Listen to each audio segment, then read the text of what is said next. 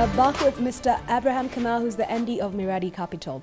Abraham, just before the break, we're looking at the impact of this oil exploration or investment into this oil sector and the impact on balance of payments. What does this mean for Kenya? You see, for a long time we've been running a deficit on our current account. Now, all of a sudden, we have a new stream of income.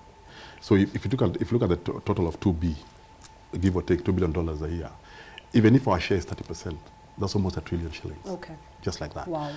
And that will literally almost wipe it out, or wipe out our deficit. So we can easily move from 4.2%, which is the negative 4.2%, that's the deficit, and move into surplus. Into surplus. And you see now, not forgetting that this, again, will spruce up our economic growth numbers, for sure. All right. Yeah, because the carry-on effect of this will be huge in this economy. So in terms of what potential it could do for us, I think only time will tell. Risks affiliated with this? The risks, too good to be true. You see, again, and that's why I'm very cautious in what I'm saying, because we need to, probably that document that the government assigned with Talo is what needs to be interrogated. So the share? Yeah, the sharing revenue share. And the small print. Okay. The ifs and buts and when, and all those things that they put in contracts. Because that's what will carry the day we have a dispute, or whether it's a good deal or not a good deal. Okay. Yeah, because don't forget, some of this money is supposed to feed into the sovereign wealth fund. Okay. The bill is currently so there's a bill out on petroleum bill and sovereign wealth fund. Okay. And then how do we look at key thing here? I would imagine is foreign currency. Yes. So we are receiving hard dollars. Yes. I mean hard currency rather when we sell this. So what does that mean for you when you're looking at our exchange rate against the dollar in another 3 to 5 years? It would be good because that means if this is sustained, definitely we'll see sub 100. Okay. Yes, sub 100 and it will go lower because now we'll be awash with dollars for sure. Yeah. So it feels it's a very good project. The upside is very clear. It's just the downside is not very clear and it's potentially in the fine print that we're not privy to. Yeah, because if you look around the world, oil has done wonders for certain countries and has not done any good to some countries. Okay. And it all boils down to who is bringing it to the surface and how they're sharing it with the owner of that country. But I also like the element that you're bringing out, which is the government rather is looking to diversify its revenue base. Yes. So just it's continuing and enhancing. So in a way, if this works out, fine. If it doesn't work out, we're just left with the current deficit that we have and the balance of payment situation that we have. And the beauty about it is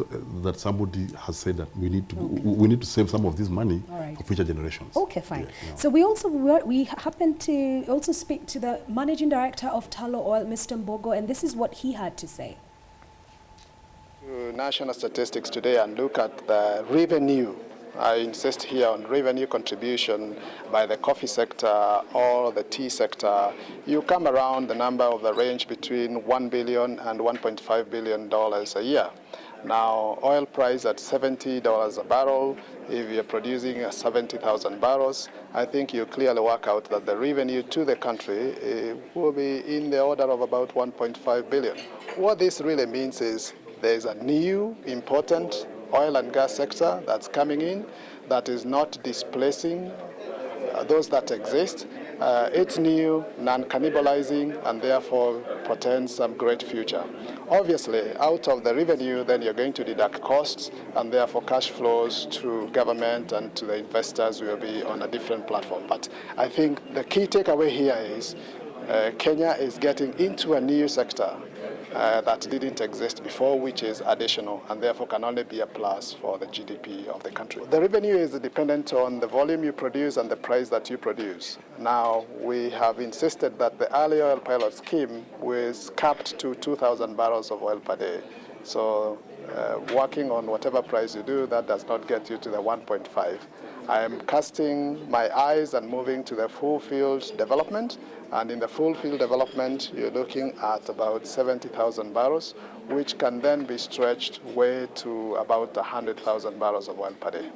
So the number of $1.5 billion relates to the full field development, which is yet to happen.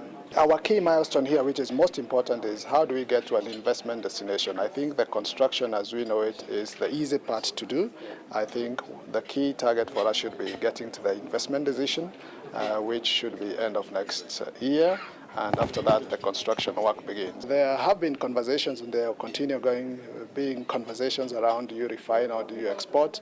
At the moment, the decision that has been taken is to export the crude. In my view, the oil and gas business is just beginning. So, I talked about how we are doing this in a phased manner. So phase one is going to produce about 70 to 80,000 barrels of oil a day. This is only on 2 licenses. It only is a very small fraction of the potential of the country. So phase one is actually about saying we have confidence in the industry. This industry is about to take off, and it should attract more foreign direct investment, and you have opportunity then to run more exploration, not just by Tullow, but by other international companies, both onshore on land and actually offshore. So the key significance of this initial project is to actually say, yes, Kenya is ready for business, the resources are there, the resources are good, they are high quality, and therefore the game just could get bigger than it actually is. There you have Mr. Mbogo saying that it is a great opportunity, but then the key risk factor here is, do we actually get investors to take us over the $3 billion mark? He did say that Tullow Oil is yet to make an investment decision. This decision is due in the second half. Now recall, Tullow Oil has been the partner that has been leading other stakeholders with regards to a joint venture, and has been spearheading the investment process for the last 10 years. Abraham, it looks they're not very sure whether they're going to be part of this, the second phase or not. And they certainly have the institutional knowledge and the government relationships. When I look at some of the key risk factors in executing this project is, do we actually get the private sector? What are your senses of where Tullow is coming from and what could potentially happen? You see, Tullow has already put in 2B and probably has to raise the other 3B, most of it out of equity. But the opportunity myself where I see the private sector is we basically will have a new asset class where somebody can actually, especially the operation funds. Okay. Because these guys they're here for a long time. That's very true. You can put some money there. And I don't see a petroleum bond being remote in my view.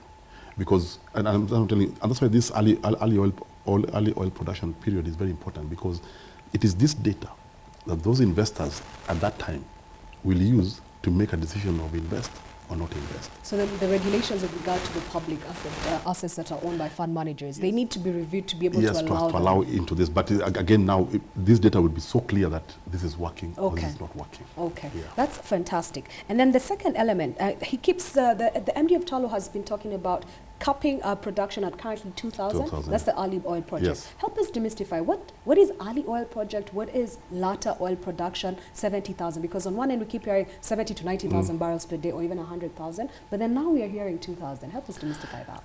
You see, exploration is in 2 parts. There's the Ali, by Ali oil production, what they mean is that they are doing a pilot. Okay. So they could produce more, but they have chosen to produce 2,000 to cut on costs, and so that they minimize the cost of mistakes. Okay, and see if it actually works. So this is a sunk cost. Sunk cost, but recoverable. But recoverable. Recoverable if this works. Okay. And every indication is that it is working. Okay. Because the hardest part was what was before oil coming to the surface. Okay. When they went to an open field and started sinking wells. Okay. Because you can sink a well and it's dry. About how many wells? I think, is it 300 wells that are out wells. there? And so far, from what you're saying, they've only covered 10%. They've only covered 10% of the area that fantastic. That have. So if I hear what you're saying and what he's saying is, today we're at 2,000. This is, we're paying for school to learn what happened. So once we finish, then now there's an investment decision. Now people go and production. So that production up until 2023. So what you need to be looking at as an investor is the milestones with regards to production. Yes. And then all now production and selling happens now post 2023. And also looking at how the world market receives our oil. Okay, fantastic. There was one more element. We were speaking to the permanent secretary, Engineer Kamau, asking him, what are the investment opportunities? How do you tap in if you're a Kenyan? This is what he had to say. The crude is an export from Kenya. So balance of trade, each million barrel ship, let's say for example today's price is about $60. So that's $60 million 3 times a month, at 90,000 barrels a day. So that's $180 million coming as an export from Kenya. So again, export statistics, you will be able to see a change there. all the other spin-offs, because in addition to just having that, you have insurance, you have banking, you have legal services, you have camp services, you have Kenya Power with a new customer. Just to give you an idea, the current pipeline from Mombasa to Kisumu pays Kenya Power something like 250 million shillings every month in their power bill. And there is no heating required for that one. So you have a new pipeline that will be coming in that will require heating, that will require pumping. So you can imagine Kenya Power adding an additional 300 million shillings every month to their revenue. Investment opportunities for you as an institutional investor or as a retail investor. The key thing that I have had there is KPLC. So currently it's spending 250 million shillings per month, but then this could ramp up by an additional 300 million. I think that's about 10 to 20% of the annual revenues of Kenya Power. What do you think about the investment opportunities with regards to different segments that could benefit? You see, okay, at least they've spoken about Kenya Power. But look at it in terms of even let's say the education sector. We will have an expansion in the capacity building in terms of the whole upstream to downstream processes, in terms of the new engineering courses we need, and even down to the welders. Okay. So that's a new field for us. Look at in terms of that whole corridor of 800 kilometers. There'll be life now all along it. Okay. And Kenyans will be enticed to move to those sites, and people from outside can also come and invest there. If you look at in terms of housing, so it basically will be mainstreaming this to the center. Okay. And I think we will probably have found somebody else to come and help agriculture, which has been struggling at the center. That's very true. Yeah. So now, so between the two of them, we can try and go where Kenya needs to go. So what you're saying is you could actually go to Turkana if you can, and find a way to actually supply, because Talo has been issuing tenders in the local dailies, and I think they said that 75% of their content or goods and services come from the local. Yes, 70% is local. 70% is local. So you could either do that, or you could actually now look at what's happening on the pipeline and see how to invest in it. Yeah, because you can imagine, because given the kind of oil we have, it has to be heated and has to be and the pumping. So the pump stations must be very near each other. And I also suppose that means also Lamu Port. Yes. So at each of those pump stations, you'll find some small developments will start, and that's how towns begin. Okay. Yeah. So Abraham, what else have we not captured that you really think we need to bring out from this conversation? No, for me, as I told you, I think it looks very rosy. And I think it is rosy, but I think we need to confirm. And the only way we can confirm this is if we got sight of that document that the government has signed with Talo. So, because that's the only way we'll be sure. Because, but from the body language, from how government is behaving, I think they put a lot of mind and thinking into this. Okay. Yeah, it's been done very well from where I see it. Okay, fantastic. Thank you so much for that. There you have it, ladies and gentlemen.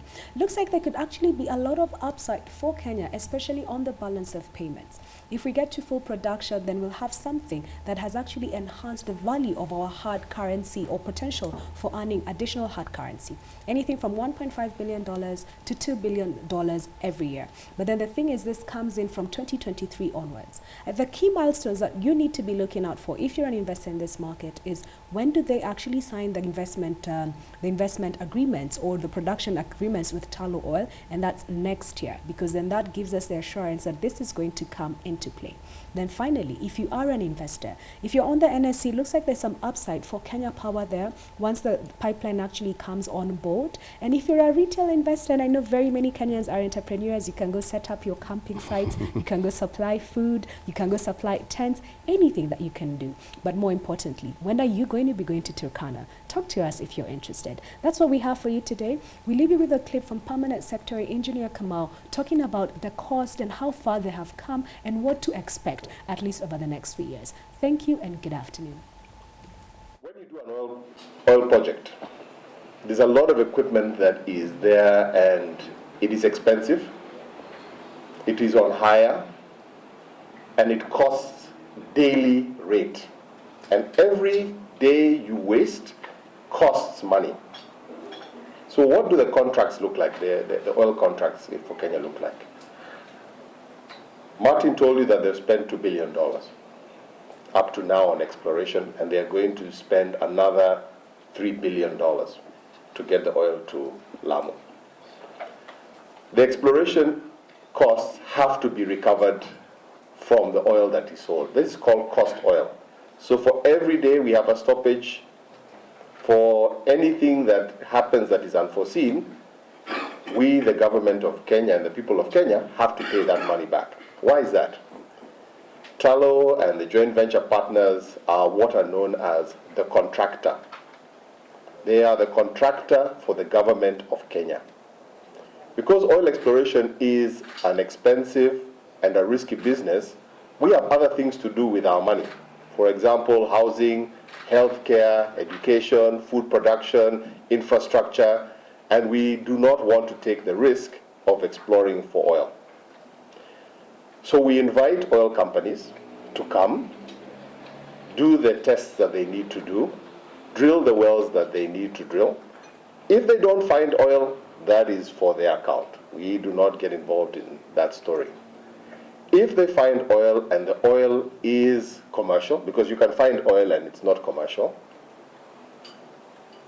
once we start producing, we have to pay back that cost. Okay? So why did we do early oil? We are exploring in northern Kenya. Between now and full field development, we will have to transport 1.5 million tons of equipment from the port to the site and from the site along the pipeline route, so that we can build all the onshore facilities, so the pump stations and the heating stations. We decided we were going to test a couple of things. One of them Martin has already told you about the reservoir. What does the reservoir look like? How many wells do we need to drill to go into full field production? And the only way you can know that is if you let the oil flow, and we did let the oil flow in what is known as an extended well test, but we only produced 90,000 barrels. Now we continuously want to refine that so that when we prepare the field development plan, we're doing it from a position of knowledge. That we're not drilling any dry wells, it's what's known as factory drilling.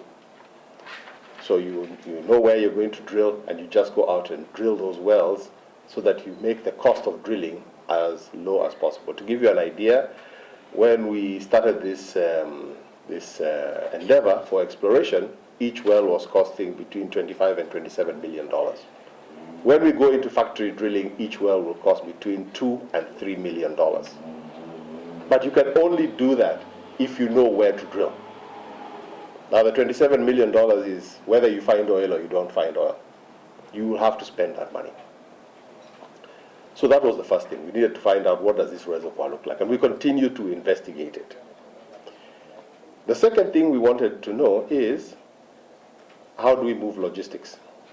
How do we move the crude production facility that will separate the oil, the water, and the sand as it comes out of the ground? We needed to find out that, which we've done. We needed to find out community issues. What are the community issues? And sure enough, this was probably the most successful thing that we found out. Within 30 days of starting the early oil pilot scheme, we had a 2-month stoppage in Turkana. And we were able to address those issues, set up structures like the current grievance system that is there in Turkana now, which is chaired by the county commissioner, to address these issues as they happen. The ministry also then hired 8 community liaison people who will sit in the communities and find out what are the issues that are there. I think without the early pilot scheme, we would have been finding about these grievances when we are at full production. So to give you an idea, the current early production facility that is there costs maybe, I don't know, $25,000, $30,000 per day to hire. When we go to full field production, a well shut-in will probably be $1 million a day. So if you are closed for 2 months, you know what it's going to cost you, and that money is for the people of Kenya. We are all going to have to pay for that money.